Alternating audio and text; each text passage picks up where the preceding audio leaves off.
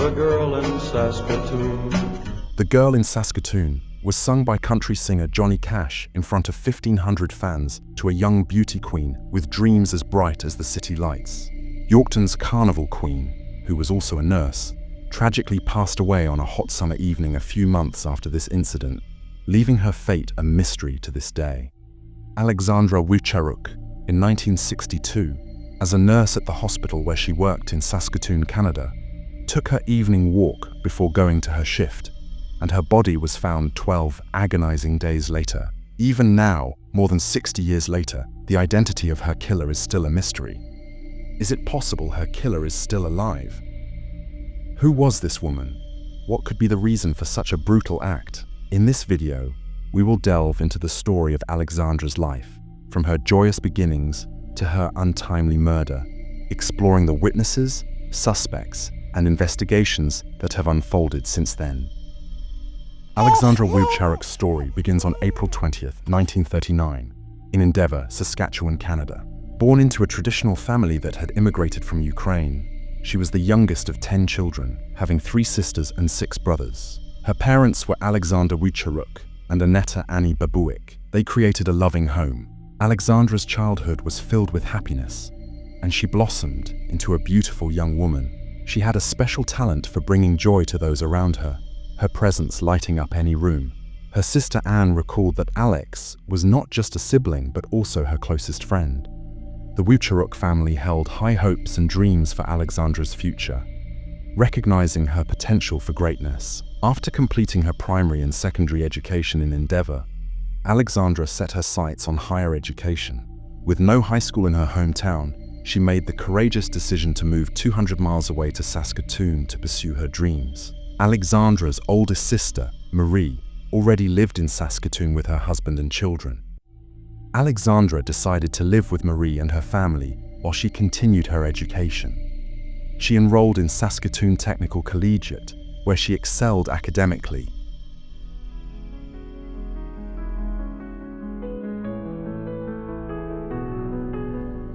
Alexandra wasn't just a dedicated student, she also shone brightly in the school's drama club.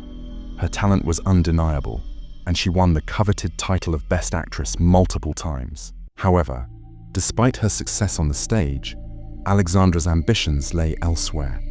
Her heart was set on becoming a stewardess, a career that would allow her to travel the world and experience new cultures. Unfortunately, Alexandra's dream of becoming a stewardess was thwarted by a single obstacle: her height. She didn't meet the height requirements for the job. This setback could have discouraged many, but Alexandra was not one to give up on her dreams. Undeterred, she graduated from Technical Collegiate and, in 1959, moved to Yorkton with a new goal: to become a nurse. She was determined to make a success of her future, helping others and making a difference in the world. With the unwavering support of her family, she enrolled at Yorkton Union Hospital School to pursue her nursing training. Alexandra's life in Yorkton wasn't just about her nursing studies.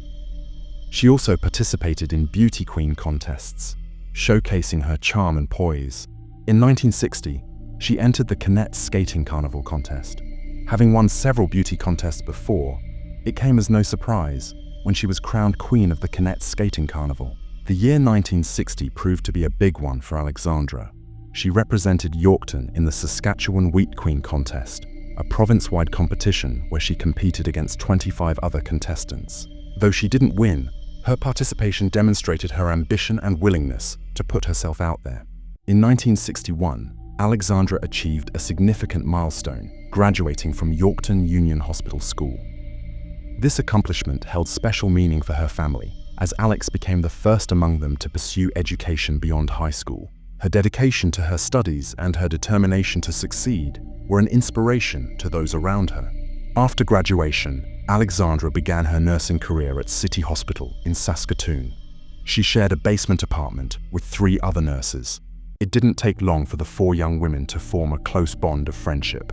Life took an exciting turn when Alexandra's older sister, Marie, heard that country music star Johnny Cash was coming to town. As a surprise for Alexandra, Marie entered her into a contest sponsored by a local radio station. The prize was a chance to appear on stage with Johnny Cash, who would serenade the winner with his new song, girl in Saskatoon. With the same spirit that had led her to success in previous contests, Alexandra entered and won. In front of 1,500 adoring fans, she stood on stage with Johnny Cash as he sang The Girl in Saskatoon just for her. This magical moment cemented her place in the hearts of her community, forever to be remembered as the girl in Saskatoon. Already well known and liked, this experience catapulted Alexandra to even greater prominence. She became a local celebrity, the talk of the town. But despite the attention, Alexandra remained grounded and focused on her nursing career. After her unforgettable experience with Johnny Cash, Alexandra returned to her routine, working diligently as a nurse at City Hospital alongside her 3 friends. She was known for her dedication and responsibility, never missing a shift. During this time, Alexandra was also dating a young man named Hugh Carlton. Their relationship seemed to be blossoming as she navigated her career and personal life. The day that would forever alter the course of Alexandra's life was May 18, 1962. For Alexandra, it began as any other day. Her shift at the hospital was scheduled for 11:30 p.m. However, she got up earlier than usual, around 8 p.m., because she had some letters to mail and wanted to enjoy an evening walk. When Alexandra decided to head out, her roommates were not in the apartment. Alice had gone upstairs to visit the landlady. Doreen was out meeting friends, and Pauline had already left for her evening shift at the hospital. Alice briefly saw Alex by the hairdryer around 8 p.m. However, when Doreen returned home just 40 minutes later, at 8:40 p.m., Alexandra was gone. Earlier that day, Alexandra had mentioned to Doreen that she had 2 letters to mail. Her boyfriend Hugh was supposed to take her to the hospital later that night. However, he was out enjoying the long weekend with friends and needed to run an errand beforehand. I phoned Alex's residence to see if I could drive her to work that night, but when I phoned, she'd gone out to mail a letter. Hugh called the apartment and learned that Alexandra had already left to mail her letters. As the hours ticked by, Alexandra's absence grew more concerning. When 11:30 p.m. came and went, she didn't arrive for her shift at the hospital. I think I'd already gotten into bed when the phone rang, and it was the hospital, and she was supposed to be on duty that evening. And at the time I thought, oh, she's not paid attention to time. The hospital called the apartment twice, inquiring about her whereabouts. Her roommates informed them that she had left the house, as she had told Hugh, but they had no idea where she was. Alexandra, the ever-responsible nurse who never missed a shift, had inexplicably failed to show up for work. Her roommates initially thought that perhaps she had met up with Hugh. They decided to wait, thinking she would return later that night. However, when the next morning arrived and Alexandra still hadn't returned, I knew 100% that there was something really bad wrong. Her roommates' concerns deepened. They were now convinced that something terrible had happened. It was 10:15 a.m. when they finally contacted the police to report Alexandra missing. Meanwhile, one of the roommates reached out to Alexandra's family, hoping they might have some information. The family was unaware of her disappearance and was alarmed to learn that Alexandra had not come home or shown up for work, something completely out of character for her. They too were now convinced that something was seriously wrong. The family immediately notified the police, but they were met with a dismissive response. The police officers they spoke with did not consider it a missing person case.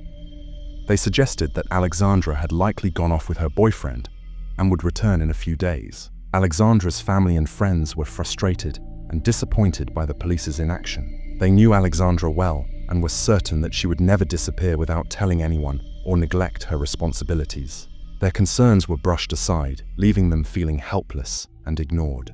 We hadn't been in Waskesiu very long before the RCMP came by to talk to me. In a later interview in 2004, Alexandra's boyfriend, Hugh, revealed that shortly after he had traveled to Waskesiu, the Royal Canadian Mounted Police contacted him to inquire if Alexandra was with him or if he knew anything about her disappearance.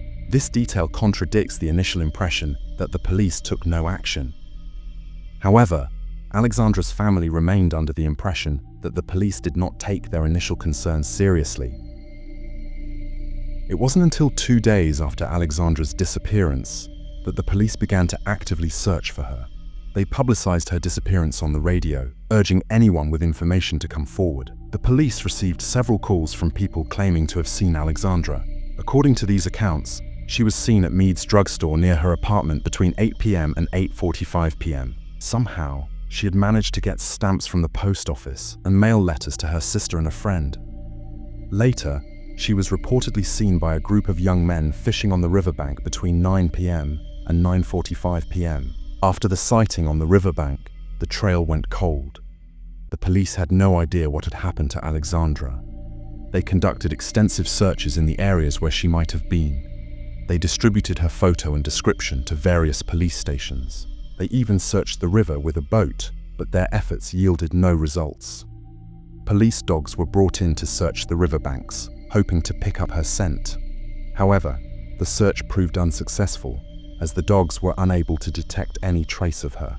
The mystery surrounding Alexandra's disappearance deepened with each passing day. Then, on May 31st, 1962, 12 days after she vanished, a breakthrough occurred. A father was fishing on the riverbank with his 2 sons. While the father fished, the 2 boys explored the nearby area. It was then that one of the children stumbled upon something horrifying, a hand sticking out of the ground. The boy immediately alerted his father, who in turn contacted the police. The authorities arrived quickly and began investigating the scene. Within minutes, they had unearthed the body. The location was chillingly close to the CPR bridge, the same area where police dogs had previously searched for Alexandra, yet found nothing. The details of the discovery, as reported in a newspaper at the time, were gruesome. Alexandra's body was found naked from the waist down, with one shoe still on her right leg. A piece of her lime green slacks was partially covering one of her feet. She was wearing a multicolored blouse which was torn. Her head was covered in mud and blood, and the damage was so severe that her face was unrecognizable. Adding to the horror, a concrete slab was found resting on her chest, just below her chin. Investigators believed that the body had remained undiscovered for so long because it was completely buried, and the rain had gradually washed away the soil, eventually exposing it. The condition of the body underscored the brutality of the crime and the effort taken to conceal it. 2 of Alexandra's roommates were called to the scene to identify the body. The confirmation came through the grim recognition of the clothes she had last been seen wearing. The news sent shockwaves through the community, transforming a missing person case into a murder investigation. Police launched a full-scale investigation, offering a $1,000 reward for any information that could lead them to the killer. The murder of Alexandra Wiwcharuk became a highly controversial and prominent news story. The tragedy even touched the heart of Johnny Cash. According to Alex's family, when he heard the news, he was on stage performing. He stopped the show and asked the audience for 2 minutes of silence to honor the girl in Saskatoon, a testament to the profound impact of Alexandra's death. As the investigation progressed, further details emerged. Alexandra's other shoe was found in a nearby bush, close to where her body was discovered. Her roommates also revealed that she had been carrying a purse, which was nowhere to be found. The missing purse became another piece in the puzzle, suggesting a possible robbery or an attempt to conceal evidence. Despite the condition of the scene, Police Chief Jim Kettles stated that there was no evidence to suggest Alexandra had been transported to the location by car. However, the passage of time, 12 days between her disappearance and the discovery of her body, combined with rainfall, likely destroyed any crucial evidence that might have been present.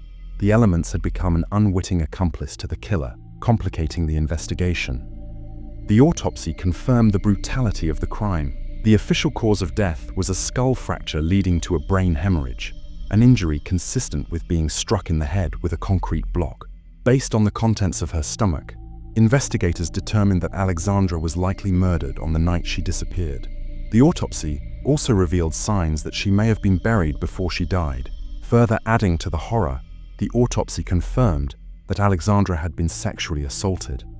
The condition of her body indicated a struggle, leading detectives to believe that she had fought back against her attacker, potentially leaving marks on them. If her body had been found sooner, these marks could have been crucial in identifying the killer. However, The delay meant that any superficial wounds would have had considerable time to heal. Alexandra's funeral was held on June 4, 1962, 17 days after her murder and 4 days after her body was found. The service was attended by approximately 200 people, including police officers and investigators. Law enforcement kept a close watch on those in attendance, hoping to identify any suspicious individuals or behaviors. During the initial investigation, several suspects were questioned, but all were eventually cleared of any involvement in the murder. Days turned into weeks, months into years, yet the killer remained at large. The 131-man police force launched an extensive investigation across Canada, pursuing every possible lead. A reward, initially $1,000, was increased to $2,000, funded by donations from concerned citizens, in hopes of enticing someone with crucial information to come forward. Despite these efforts, no one could provide any valuable information that led to the killer's identification. Saskatoon police created a file containing 1,100 names as part of their investigation. They pursued countless leads, but all their efforts proved fruitless. The investigation reached a dead end. 8 years after Alexandra's murder, the police made the difficult decision to close the case, a decision that deeply disappointed Alexandra's family and friends, who felt a sense of injustice and unresolved grief. For years, the case of Alexandra Wiwcharuk faded from public attention.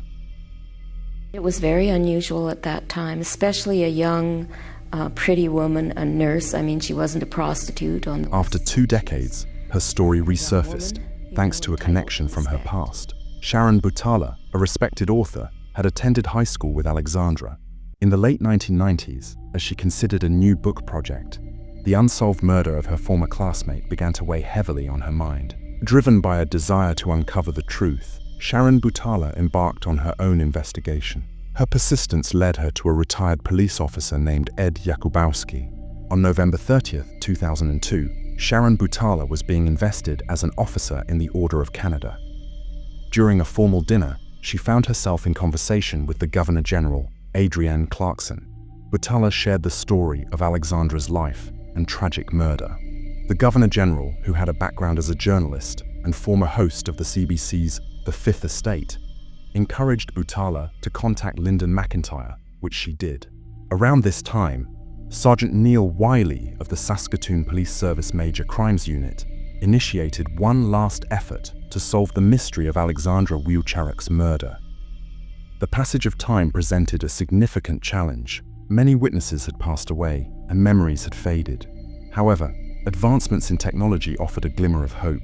Evidence from the 1962 crime scene had been tested for DNA in the mid-1990s, but the results were unsuccessful.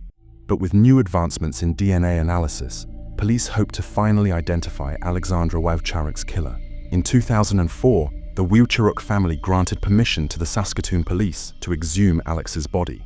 During this process, investigators discovered hair that had been missed during the original autopsy. The hair sample was sent to the RCMP lab in Regina for analysis. In 2007, a high-tech lab in Thunder Bay, called Molecular World, made a significant discovery. They were able to identify a DNA profile that did not belong to Alexandra. This breakthrough provided a crucial piece of evidence, the potential identification of the killer. The Saskatoon police then began the painstaking process of collecting DNA profiles from potential suspects and family members of deceased suspects.